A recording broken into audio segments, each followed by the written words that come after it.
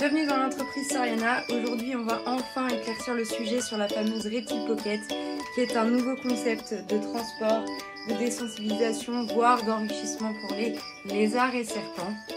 Donc à première vue comme ça, on dirait que c'est un vulgaire accessoire de mode et que c'est fait pour transporter son animal dans des endroits où il n'aurait pas besoin d'aller, comme le supermarché, Disneyland, le marché, la famille, mais pas du tout. Ça n'a pas du tout été le premier objectif de la création de cette poche, qui n'a pas été créée comme ça un matin. Ça fait déjà depuis le mois d'avril que nous sommes sur ce projet de conception en partenariat avec une couturière qui nous a aidé à le coudre et à le créer. Parce qu'il faut savoir que tout est créé là à la main et que pour faire une poche de cette taille-là, il faut environ 4 heures de travail. C'est énorme. Tout est artisanal, fait à la main. C'est un produit qui est totalement français. Alors la première utilité que j'ai voulu avoir et faire avec cette pocket était plutôt une utilité d'enrichissement. Donc ça veut dire qu'en gros, mon but était d'utiliser cette poche dans la pièce de vie de l'animal, donc que ce soit une pièce à reptile ou un salon, peu importe, et qu'on l'utilise de façon ouverte, un peu comme aujourd'hui là sur la vidéo. Qu'on l'utilise de façon ouverte pour que l'animal puisse faire des allées et venues dedans et se rapprocher de vous pour sentir tout simplement les vibrations de votre corps, les battements du cœur, vos odeurs, vos molécules, pour qu'il puisse, on va dire, se calmer et que vous puissiez créer un contact au final direct et indirect en même temps, sans forcer ou stresser l'animal. Le but surtout, que Soriana prône, attention, depuis des années déjà, c'est le bien-être animal. Et on ne force jamais un animal aux manipulations ou quoi que ce soit. Par exemple, on voit qu'aujourd'hui Pablo n'a pas forcément envie d'aller dedans, je le force pas, et il va juste tourner autour, aller dessus, puisqu'il apprécie énormément la matière. Donc voilà, ça déjà pour désensibiliser un animal, c'est pas mal. C'est une poche que vous pouvez en plus venir adapter à votre guise au niveau de la taille de la sangle. Donc par exemple, là elle n'est pas remontée au maximum, mais par exemple pendant les transports on la mettra plutôt vers le haut pour éviter de cogner dedans ou quoi que ce soit. Et quand vous êtes plutôt dans la pièce au calme avec votre animal, vous pouvez la descendre encore plus de façon à ce qu'elle arrive à ce niveau-là pour pouvoir voilà, laisser la poche ouverte. Si l'animal va dedans délicatement, on peut venir observer tout ça. Donc ça c'est le but premier, la désensibilisation de l'animal. On peut venir sous surveillance positionner également la poche dans le terrarium. En plus avec la sonde on peut venir un peu l'accrocher en hauteur dans des branchages et laisser l'animal appréhender cette poche tout seul et vous juste observer de loin. La matière a été réfléchie aussi, donc on a utilisé plusieurs matières et on les a testées sur les animaux avant de valider un prototype. Donc pourquoi on a utilisé du polaire? Donc il faut savoir déjà que les autres matières ont été refusées par les animaux, surtout les lézards, hein. C'est eux les plus critiques entre guillemets. On a utilisé la matière laine, des matières plus fines. Et ça a été rejeté par les animaux, ils se sentaient pas à l'aise dedans et en plus de ça on pouvait pas conserver vraiment une bonne chaleur non plus. Parce que bon, le but aussi si on transporte l'animal à terme c'est qu'on puisse garder un minimum de chaleur dedans. Du coup on a fini par tester la matière polaire qui est au final une matière qui est très souple, très fine mais en même temps qui garde bien la chaleur. Et dedans, nous sommes venus y glisser, tout est fait main, tout est cousu à la main, tout ça. Un petit plaid, alors c'est pas pour qu'il puisse dormir correctement ou quoi. Indirectement, oui, mais non. C'est que les reptiles en général sont des animaux qui aiment bien se sentir en sécurité, que ce soit des animaux arboricoles qui vont se réfugier dans des feuillages ou des animaux terrestres qui vont s'enterrer sous la terre. Ils ont besoin de se sentir en sécurité, surtout à l'abri des prédateurs. Donc ça vient entre guillemets les aider à se sentir à l'aise, en sécurité et un petit peu confinés entre guillemets. Donc ils vont aller s'enrouler dedans. Et en plus de ça, c'est une poche qui est lavable à la main. Par contre, je vous conseille vraiment de la laver à la main parce qu'en fait, il faut savoir que la matière polaire, si vous l'avez déjà testée en tant que fringue, si vous la mettez à la machine, ça a tendance à faire des petites bouliches. Donc esthétiquement, après, c'est moins joli. Donc je vous conseille de faire un lavage à la main. Et en plus de ça, ça vient rapporter une couche supplémentaire parce que pour éviter en cas de sel et d'urine que ça déborde de la poche et que ça s'attache. Donc ça apporte une couche supplémentaire pour le côté hygiène. Et après, vous pouvez venir nettoyer votre poche régulièrement, surtout si vous l'utilisez pour plusieurs animaux prophylaxiques. La deuxième utilisation qui est très bien aussi, qui est largement possible, c'est le transport de votre animal d'un point A à un point B. Je ne parle pas de chez vous au supermarché, bien entendu que non, mais plutôt de chez vous à votre clinique vétérinaire habituelle par exemple, ou de chez vous à une nouvelle habitation si vous déménagez. Un jour, vous serez obligatoirement amené à transporter votre animal. Pour vous donner un comparatif, je vous ai ramené un petit sac qui est vraiment d'une qualité très moyenne, que je ne vous conseille pas d'utiliser, mais globalement, les sacs en tissu à lézard et à serpent sont de cette matière. Vous voyez, c'est très fin, c'est plutôt clair, et le tissu est assez rêche et abrasif. Donc, pour avoir utilisé très longtemps divers sacs à reptiles, ceux qui se referment avec les cordes, ceux qui ressemblent ni plus ni moins à des thés d'oreiller comme ça, en plus grande, j'ai eu quelques déceptions. Et c'est pour ça aussi que j'ai réfléchi à ce nouveau concept. Quelles étaient les déceptions que j'ai pu rencontrer avec les sacs à reptiles classiques? Alors déjà, j'ai entendu quelques expériences et je les ai eues en retour de certains de mes clients au contact qui transportaient donc leurs serpents ou leurs lézards dans des sacs à reptiles classiques. Et c'est ceux qui avaient les cordelettes où on resserre et après on fait un nœud comme ça. Et en fait, souvent les gens resserraient, faisaient un nœud comme ça dessus, mais en fait il se trouvait qu'à chaque fois c'est comme si moi je venais serrer ma poche comme ça. Même si c'est bien serré, il y a toujours un interstice ici. Et il faut savoir que les reptiles, la plupart du temps, quand ils ont décidé de sortir, ils poussent, ils s'en fichent de savoir si c'est dangereux à l'extérieur, ils veulent s'échapper. Donc ils poussent et on a retrouvé certains reptiles qui sont morts. Ça reste rare quand même, attention, mais qui sont morts en poussant et en se coinçant à ce niveau-là. Donc du coup, en s'étouffant entre guillemets. Donc ça, c'est déjà arrivé quelques fois à certaines personnes. Et moi, à titre personnel, j'ai vécu 3 déceptions avec l'utilisation de sacs en tissu pour des lézards. J'ai eu 2 abrasions rostrales. Donc en gros, le lézard, en fait, à force de se frotter dans le sac sur cette matière qui est franchement très rêche, venait se créer une abrasion rostrale, donc une petite ouverture du bout du nez. Heureusement, j'ai eu la chance que ça n'a pas créé d'abcès rostral. C'est très compliqué de avoir un abcès rostral, on est obligé d'opérer, de gratter l'abcès, tout ça.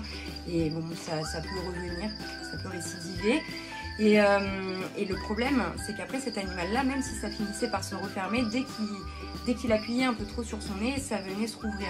Donc j'ai été assez déçue de ça, parce que mon animal était nickel. Et bon, déjà du coup ça m'a fait réfléchir au côté bien-être animal, le transport dans de meilleures conditions, tout ça pour pas que l'animal se blesse. Le but c'est de transporter l'animal et que ça se passe bien de A à Z. Et la deuxième déception que j'ai eue, donc ça m'est arrivé 2 fois, hein, les abrasions.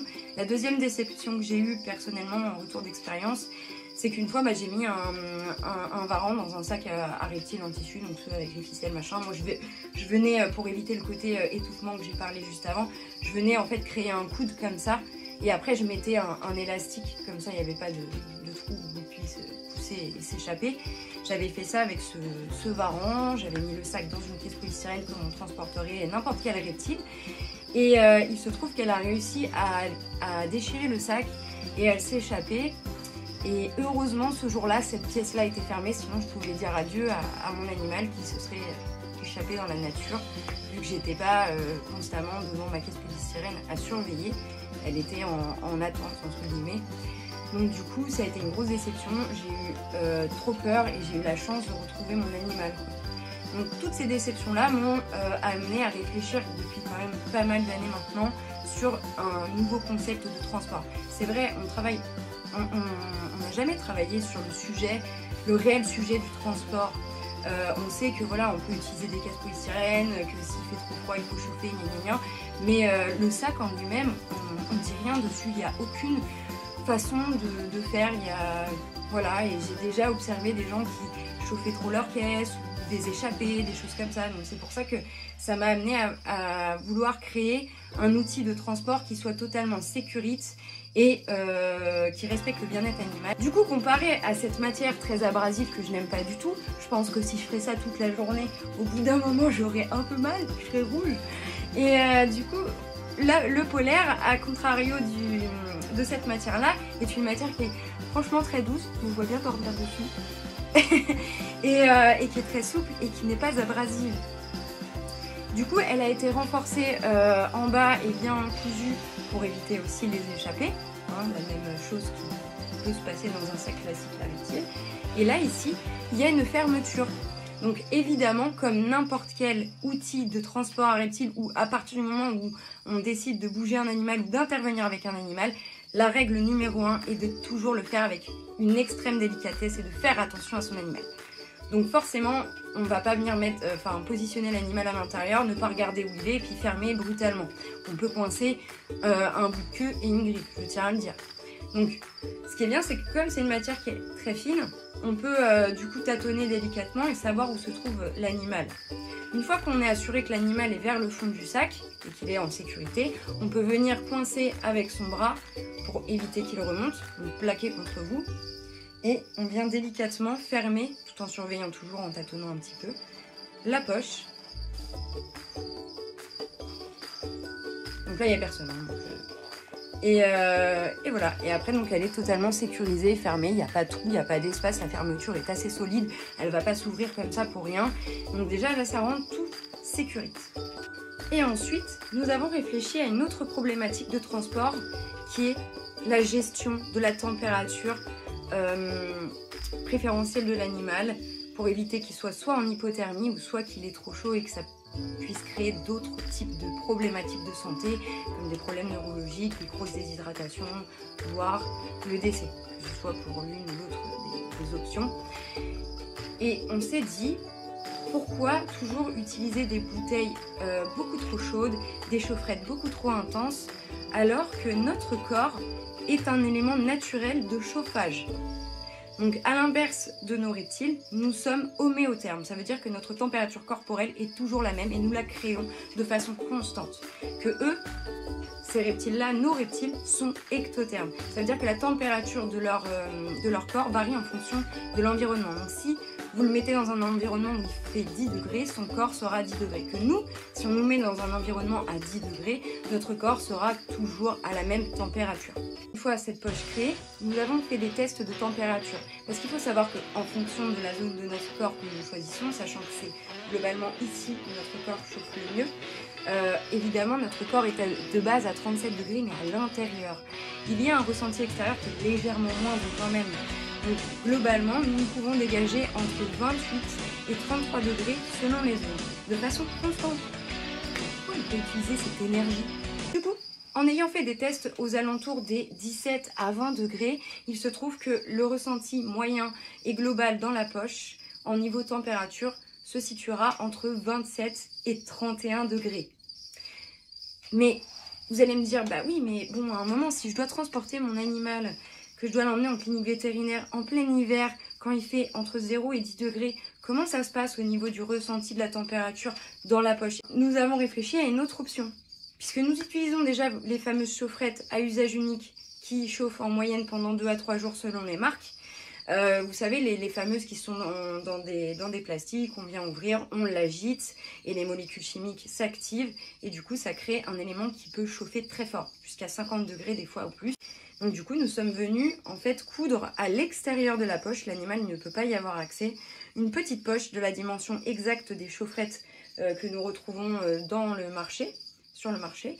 Et donc au final, bon là le bouton est ouvert, donc vous venez, une fois que la chaufferette est agitée, placez votre chaufferette à l'intérieur et après on referme et ça fait un élément chauffant. Et comme en plus de ça, à l'extérieur vous allez avoir la chaîne de froid qui va arriver, ça va faire une barrière naturelle qui va éviter trop les courants d'air et qui va quand même vous permettre de chauffer votre animal. Attention, je mets quand même l'accent sur le fait qu'il faut, comme quand on transporte un animal de façon classique dans une caisse polystyrène, pouvoir avoir un élément pour contrôler la température de temps en temps pendant les trajets. Donc vous voyez, plusieurs options sont possibles. Et néanmoins, si vous n'avez pas envie d'utiliser cet accessoire autour de votre cou pour le transport, le réel transport d'un point A à un point B, vous pouvez tout de même l'utiliser comme un sac à l'ancienne. Désolée, mes cheveux. Donc, vous voyez les caisses polystyrène, on peut venir facilement y planter une tige en hauteur et venir accrocher en hauteur en faisant un nœud le sac, ce qui fait qu'il ne va pas venir être écrasé au sol comme on peut voir régulièrement dans les transports de reptiles.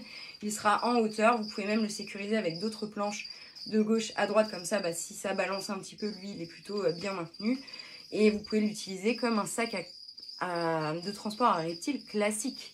Voilà, vous avez plusieurs façons d'utiliser cet accessoire qui peut être un accessoire de désensibilisation, d'enrichissement et de transport en toute sécurité en respectant le bien-être animal. Ceci n'est pas un accessoire de mode à la Paris Hilton pour transporter son animal partout avec soi.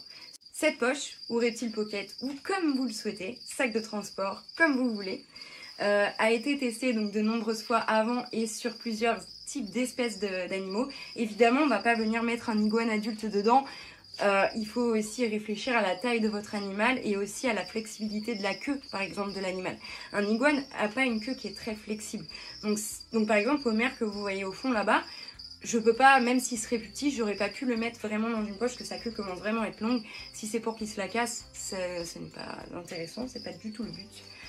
Par contre, ça peut venir accueillir des petits lézards comme le Gastropholis prasina, où ça a été testé, elle l'a validé, Varanus prasinus, certains geckos, des serpents, des couleuvres de taille moyenne, des choses comme ça. On va pas venir mettre un boa constrictor non plus.